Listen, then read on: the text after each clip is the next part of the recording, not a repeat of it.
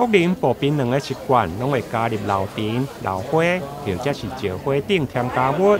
因此增加致癌的风险。虽然卫福部国民健康署每年鼓励有食薰或者是步槟榔的民众，爱来接受口腔黏膜的筛检，不过因为疫情的关系，接受筛检的民众却明显来下降。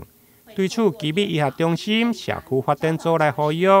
只要有食薰或者是步槟榔习惯的民众，也是要照常规来接受口腔黏膜的检查。根据卫生福利部国民健康署2018年癌症登记报告资料显示，口腔、口咽及下咽恶性肿瘤为男性癌症的爆发第3位，死亡率为第4位。尤其口腔癌病人发生的平均年龄为57岁，是家中重要的劳动人口。罹癌后对家庭的影响甚巨。受到疫情冲击影响，奇美医学中心配合防疫进行医疗降载，更自行减少非紧急性医疗检查。至1月到7月，本院接受口腔黏膜检查的个案，较去年同期减少18.67%。随着疫情降温，奇美医学中心呼吁，有抽烟或嚼食槟榔习惯的民众，应定期或常规接受口腔黏膜检查。基比医学中心对2017年提供专业的解毒槟榔的服务，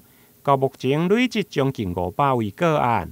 在解毒期间，透过各管师的面谈甲追踪，成功解毒率高达90%以上。因此，欢迎有意愿的民众会用透过癌症筛检站、电话06-281-2811、转分机53289来找出专业医疗人员的协助。台南新闻林根采访报道。